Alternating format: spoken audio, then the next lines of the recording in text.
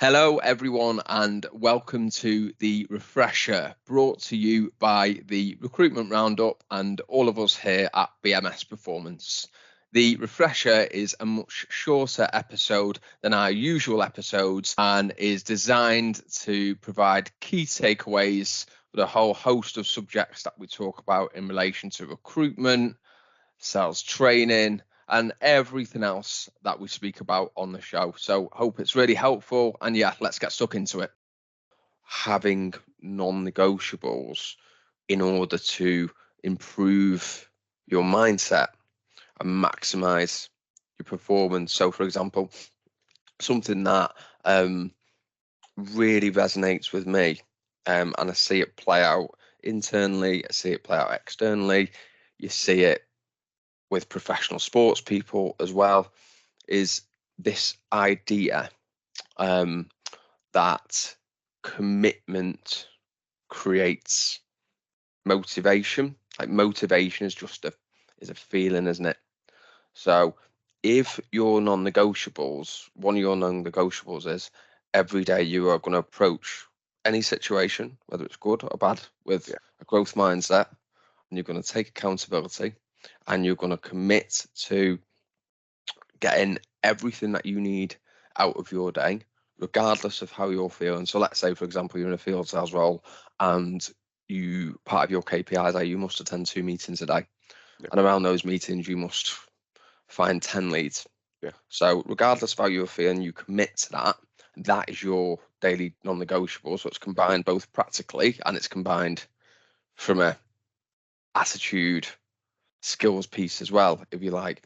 That will then drive motivation. But where I think sometimes people fall down having non-negotiables related to like the mindset is they rely on motivation rather than committing to, right, these are the non-negotiables, this is what I'm going to achieve. And if you look at any top sports person, top performers, they have a good understanding of this. They hit the daily non-negotiables. They're accountable for their key success metrics daily, and they achieve them. And then that in turn builds motivation as well. How people can possibly work out what their non-negotiables are. And obviously we're going to talk about this very generalistically because each company is going to be different. But I remember listening to a podcast a while ago, and I'm not going to say it was my phrase, but it wasn't, because it wasn't. But it was, if you were an Olympic athlete and sales was an Olympic sport, oh, I like where this is going. What one thing would you train for daily that would help you win the gold medal? That just provokes loads of thought.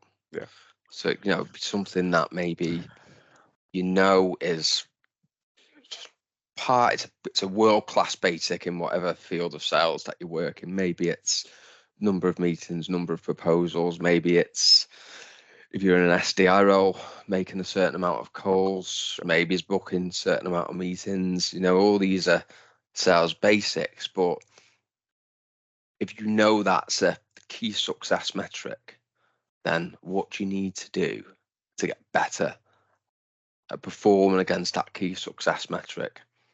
And then that's a non-negotiable.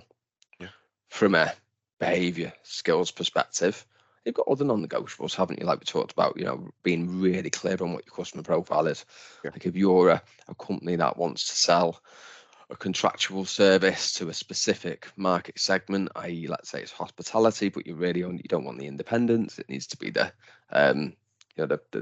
regional chains, maybe the multinationals, and of course then you focus on them. If it's in recruitment, then maybe you want to focus on businesses that have got a certain amount of people working in the discipline that you recruit within, so you can get repeat amount of vacancies. Could be something like values alignment as well. If you've not got a clear set of non-negotiables as a salesperson, what do you think could be some of the impacts of that?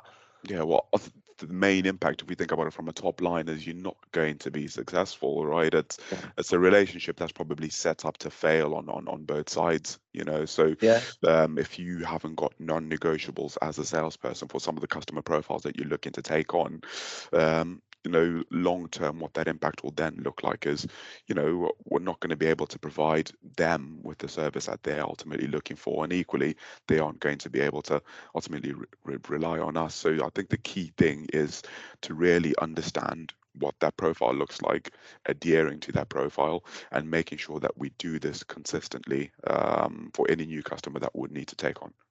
Thank you everyone for listening to that. Hope it was really helpful, and we look forward to providing loads of great key takeaways in the future on the refresher, brought to you by the Recruitment Roundup.